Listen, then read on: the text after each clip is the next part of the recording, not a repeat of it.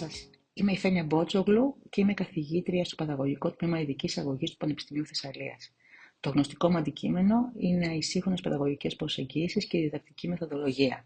Σε αυτήν την ενότητα της μυκομάθησης, του microlearning, θα εστιάσουμε στην ενεργητική ακρόαση ή αλλιώς, όπως είναι γνωστή, στην παιδαγωγική της ακρόασης. Είναι δεδομένο ότι η αποτελεσματική επικοινωνία ήταν και είναι μια σημαντική πτυχή της διαβίωσης των ανθρώπων και είναι ένα ζητούμενο.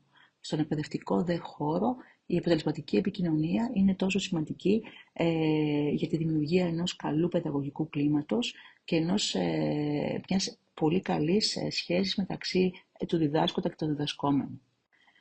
Τα τελευταία χρόνια γίνεται λόγος για μια σειρά από παιδαγωγικές προσεγγίσεις οι οποίες εστιάζουν σε διάφορα συστατικά της επικοινωνίας και δίνουν ιδιαίτερη έμφαση στο να καλλιεργήσουν την ενεργητική ακρόαση μέσα στον εκπαιδευτικό χώρο.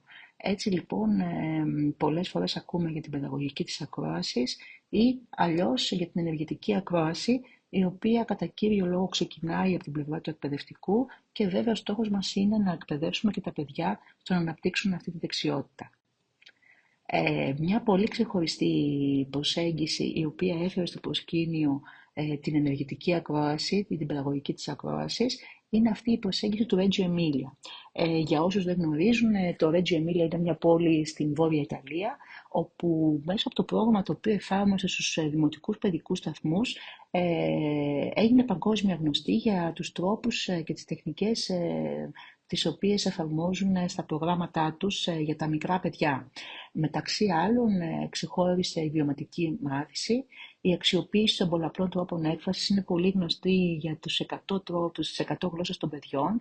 Δηλαδή, σύμφωνα με την προσέγγιση του Reggio Emilia, ότι ο κάθε άνθρωπος έχει την δυνατότητα να επικοινωνεί με 100 διαφορετικές γλώσσες, αλλά περιορίζεται μόνο με τη γλώσσα την οποία χρησιμοποιούμε και γι' αυτό δίνουν πολύ έμφαση στην έκφραση των παιδιών με πολλαπλούς τρόπους και βέβαια δίνεται ακόμα ιδιαίτερη έμφαση στο σχολικό χώρο, στο πώς είναι φτιαγμένος ο σχολικός χώρος που ευνοεί την επικοινωνία και την αλληλεπίδραση μεταξύ των εκπαιδευτικών και των παιδιών.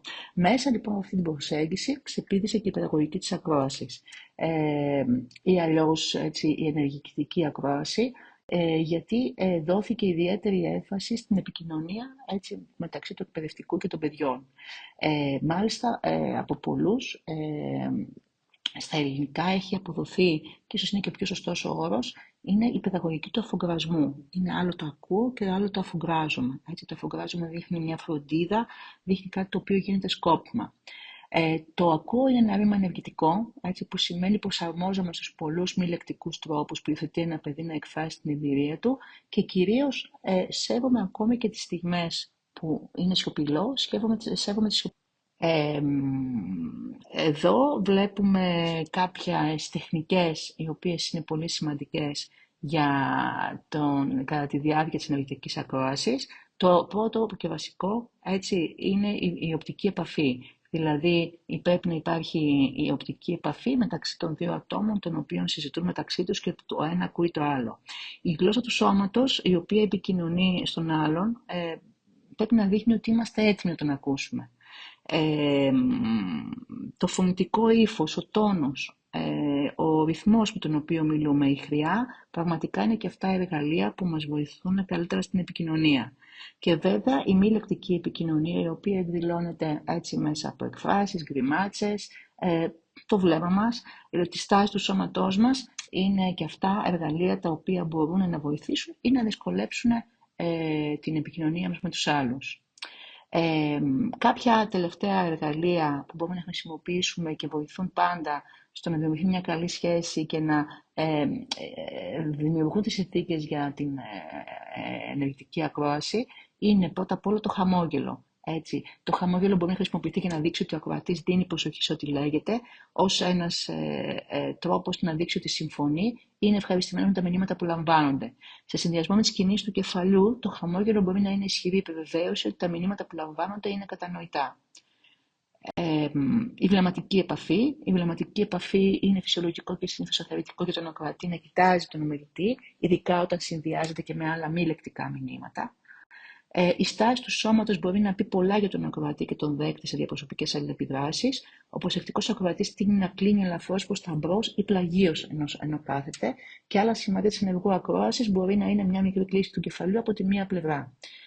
Τέλος, μάλλον όχι τέλος, η αντανάκλαση του συναισθήματος είναι μια τεχνική επίσης συνεργητικής ακρόασης που αφορά την περιγραφή της εικόνας που σχηματίζει ο εκπαιδευτικός για τη συνεργατική κατάσταση του μαθητή. Και τέλος είναι η διάσπαση, όπου ο ακροατής δεν διασπά την προσοχή του βλέμματος του βλέποντας το τηλέφωνο του, το ρολόι του ή παίζοντας με το στυλό του, όλα αυτά που πολλές φορές κάνουμε και σε στιγμές αμηχανίας. Σας ευχαριστώ πολύ. Αυτή ήταν μια μικρή εισαγωγή στην ενεργητική ακρόαση. Μπορείτε να μελετήσετε το εκπαιδευτικό υλικό και να κάνετε τις δραστηριότητες ώστε να μπορέσετε να μάθετε περισσότερα για αυτή.